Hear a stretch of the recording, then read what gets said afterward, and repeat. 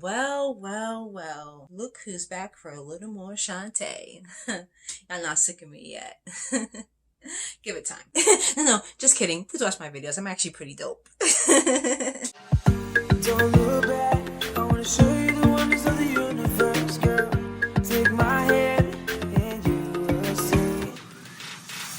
We've got just one life, baby. So, on today's agenda is to discuss 5 things you must do if you're going to do international travel. And this is especially prevalent for my solo female travelers out there, you know, because we gotta be safe and whatnot. Because y'all don't want to be kidnapped, lost, or stranded in another country. Trust me, it ain't all what it's cracked up to be. You are not gonna be in some high-flying action adventure movie. Now, the first thing we're gonna discuss is to make sure you have a working phone. Now, I know there's some people who travel without a phone and they choose to. I don't know why. It's 2020. You're kind of crazy. But for the most part, I think most of us should have a working cell phone when we're traveling overseas, especially if we're going to be traveling alone, ladies and gents. Now, for those of you who already seen my I Got Trapped in Dubai video, or my Everything That Went Wrong in Aruba video, let's just say a phone is pretty important.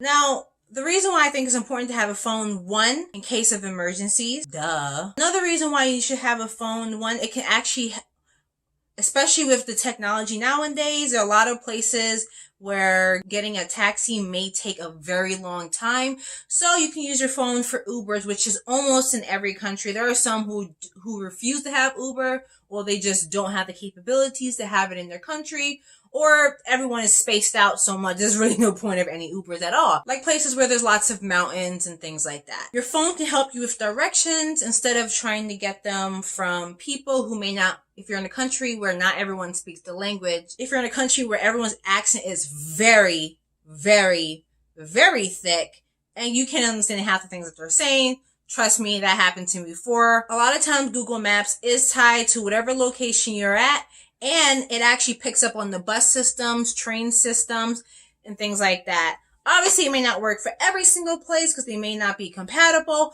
but at least the places I've been, it actually just matched up perfectly well. And if you need to call somebody, or if you need to get in contact with activity, your hotel, or anything for any reason, it really does help.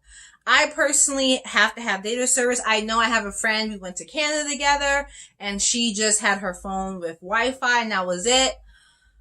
That caused a little bit of problem, because I actually left my phone at one point in the hotel room. I didn't realize it, and we had to waste a lot of time looking for a place with Wi-Fi. People were trying to help us to get where we're going, but they didn't 100% know, so yeah. Oh, and a very important, if you watch my video in Dubai, you know it's very important to triple check, quadruple check, I don't know what's the word for 6 times. Check! Make sure your phone is working before you leave the airport of your destination. That was the mistake I made, and it caused a lot of problems. A lot. The second thing you need to have when you're doing international travel is to have a credit card. Not a debit card, which you can still bring with you, but you have to specifically have a credit card.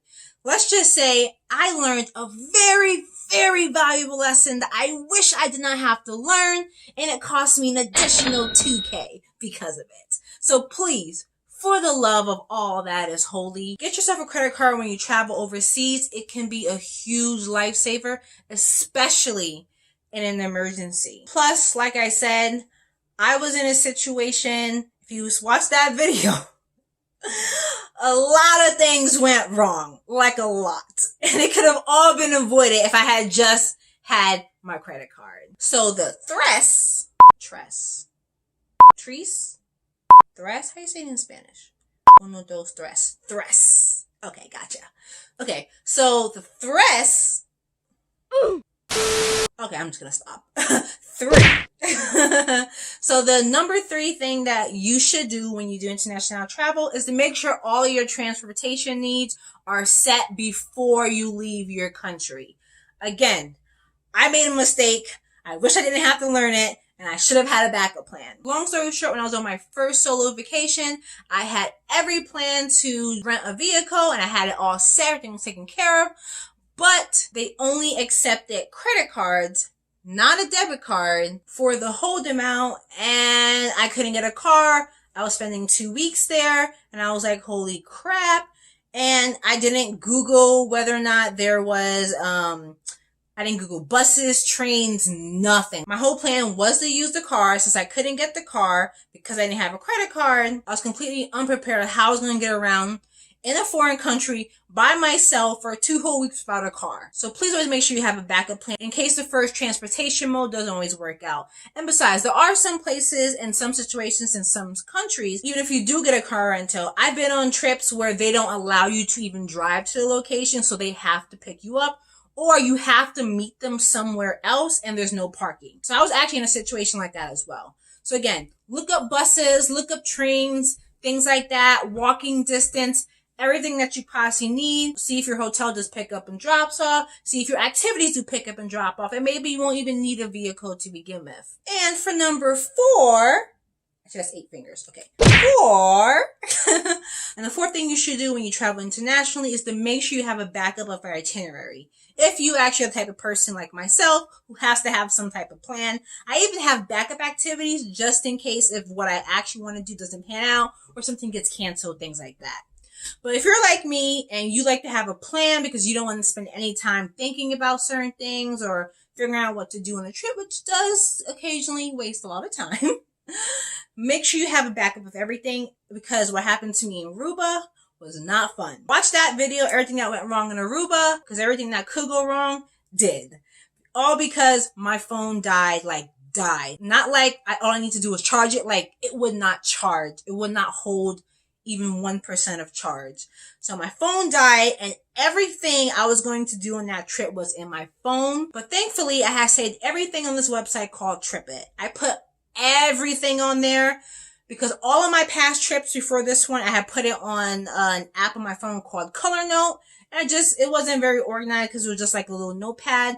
But I discovered this website. I put everything on there, and thank goodness that I did, because I didn't have my phone, so I couldn't access the app. That would have been bad, because I wouldn't have any idea which activity was next, what time it is, nothing. So yeah, because my phone failed me, I actually found this little internet cafe. Thank goodness they even have one, because not every place does.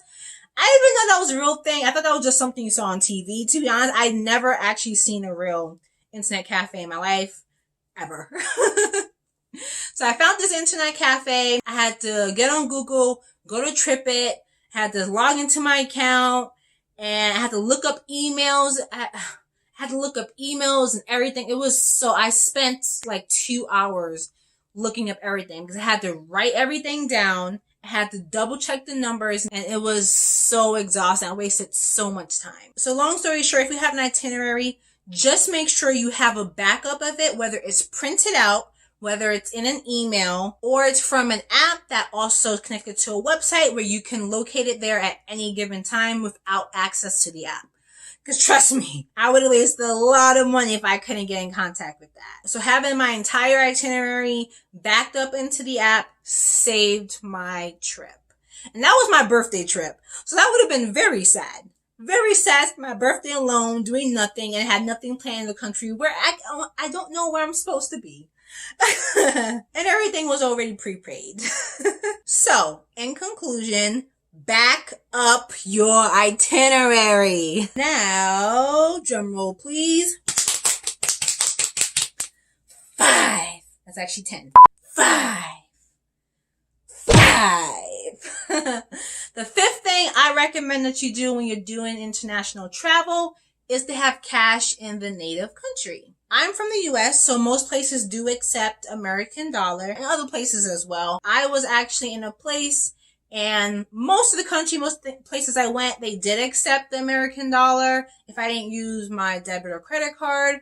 But there were a few vendors, and I really wanted something, and they only wanted their money. They didn't want mine. So yeah, I would recommend, you don't have to do this. It's totally fine. But I would also recommend researching the country beforehand just to make sure that if not everywhere, a majority of the places that they do accept your country's dollar. So you won't be left feeling unfulfilled if you can't do something. Usually this tip is referred to just local vendors because most places in the world accept any major credit card. And besides, it's always nice to have money in another country's dollar because they're so beautiful. Unlike the US, our money's freaking ugly. Yeah, and I usually try to keep a collection of every country I meet, either the lowest dollar amount or the coin. I prefer to do the coin because it's a lot easier to carry around. Yep, so those are my 5 tips of what I think you should do when you're traveling internationally. And of course, you don't have to listen to anything I'm saying, and that's totally on you. If you have your own way of doing things and it works, great. But for most of us, I think this will make our trips a whole lot easier and there will be a lot less lessons learned because trust me, I don't want to learn another lesson the hard way. Yep. That's all I have for you guys today. Don't forget to like, share, subscribe, and comment down below. Tell me your thoughts. I want to hear about your crazy stories you guys had when you had to learn the hard lessons. And don't forget, when you subscribe to this channel, you're subscribing to madness. Because on this side of the interwebs, we stay doing things.